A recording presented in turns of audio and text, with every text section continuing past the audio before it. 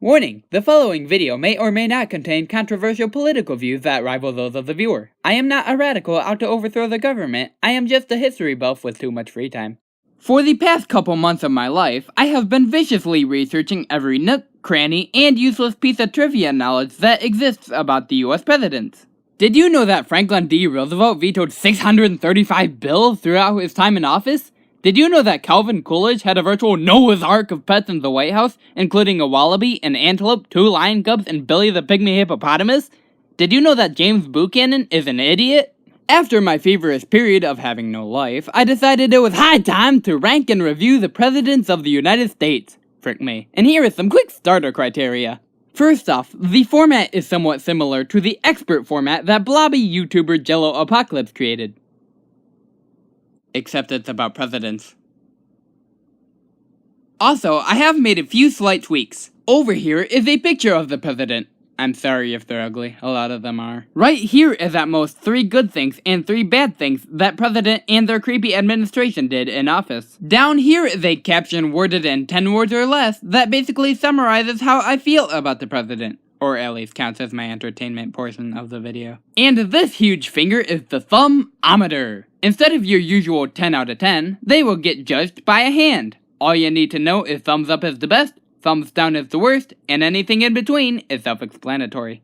Also, I've tried not to include my rampaging political agenda as a factor, but morely just rank them on how beneficial the time they served in the White House was to America. So please, for your sanity and mine, please don't take this list too seriously. And I actually signed this contract with Jesus freaking Christ that orders me to ask everybody I know who their favorite president is. So please, answer away! And without further ado, the presidents of the United States ranked in 10 words or less. I guess building a country's infrastructure deserves a little credit. Best known for dawdling war and defying the First Amendment. The first man to debate whether great prices were constitutional. He fought a war. It was a tie. The end. The official everyone's favorite president of Missouri. Father, look! We both have one-term presidencies. Dang, that's some praiseworthy corruption, financial ruin, and Indian genocide. Really fits the balding sheep hairstyle of the era. His most notable accomplishment was forgetting to equip a jacket. Okay, what idiot appointed this man as vice president? Well, Mexico certainly didn't benefit from his term.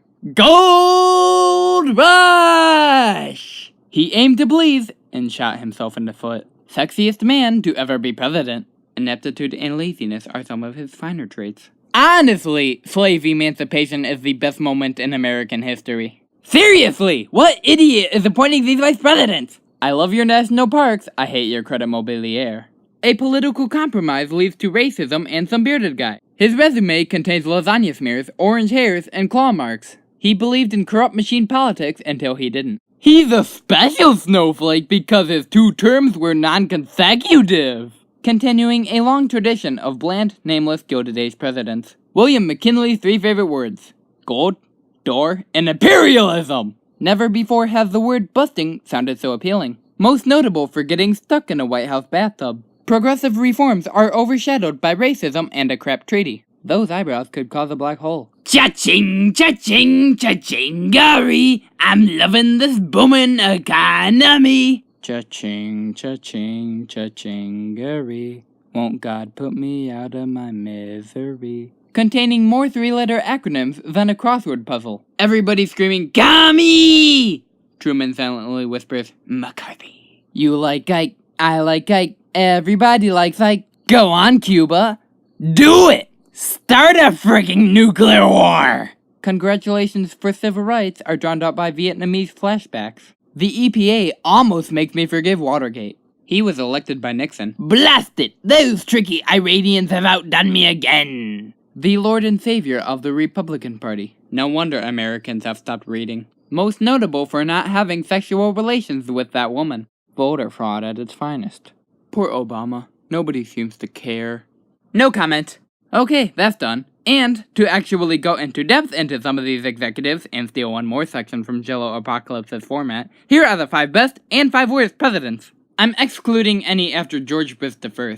So, as much as I would love to drunkenly ramble about some modern follies some modern presidents executed, it's too soon to effectively judge the long-standing remnants of these guys' presidencies. Legacy is a fine party pooper, ain't it? Number 5 worst. In the long line of politicians just begging to be chosen for number 5, one stuck out protuberantly, and oh how woeful it is. Franklin Pierce, also known as "Put this guy on currency, he looks like a supermodel!" Unfortunately, President Pierce is the perfect example of don't form an opinion or conclusion on a written or printed bound set of sheets by its thick protective outer layer. You may find this more translatable. Pierce's presidency took place in the midst of a barbaric debate between the North and the South over the horrific issue of slavery. No worries, you tell yourself happily. Pierce worked it all out, right? Right.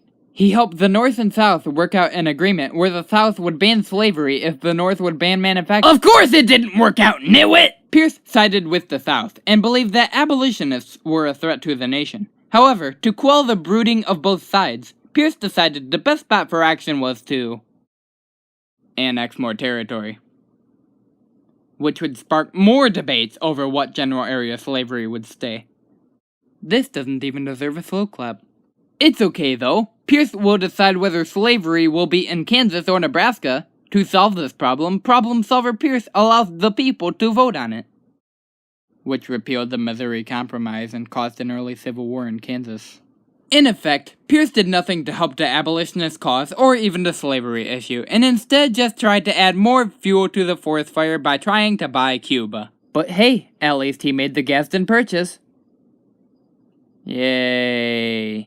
Number 5 best, Harry S. Truman. It might be a stretch for me to place Truman at number 5. He was unable to stay out of the Korean War. He exploded the first H-bomb, and I most likely will never forgive the nuclear destruction of over 200,000 innocent Japanese civilians. However, Truman carried many accomplishments along with these fatal errors. At the dawning of the Cold War, he started to realize when the hysterical searching for Kami had began to turn into a witch hunt. Yeah, thanks man. He helped to create the United Nations and NATO, which both allied with European countries to contain communism.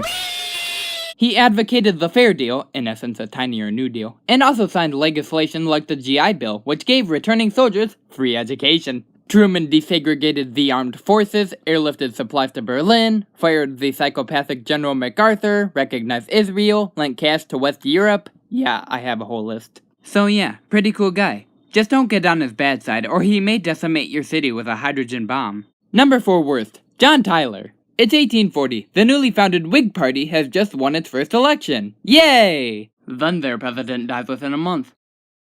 Yay! Enter Vice President John Tyler, a balding, crusty man who looks like he's desperately trying not to burst out in tears. So the Whigs, free of Jacksonian Democrats, are finally able and rearing to chase their dreams of a national bank.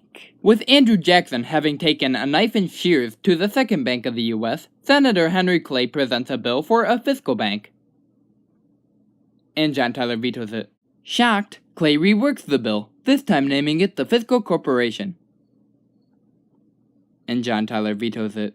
In a fit of unbridled fury, all but one member of Tyler's cabinet quit, and Tyler was formally given the boot from the Whig Party. Along with this, he constantly vetoed beneficial legislation, flung the independent treasury system out the window with those legislations, and overall just grinded everyone's gears by not grinding his own mind gears. In his defense, Tyler was standing up for his beliefs, but the problem is he so aggressively fought Congress and misused executive authority that he ended up being like the Whigs' freaking enemy, Mr. Jackson. Tyler had some good points, like inviting Texas for annexation and signing the Webster-Ashburton Treaty, but in effect he was so power-hungry and unwilling to compromise that he just left the office as a man with a big nose. Also, he joined the Confederate Congress, so yeah, he was terrible.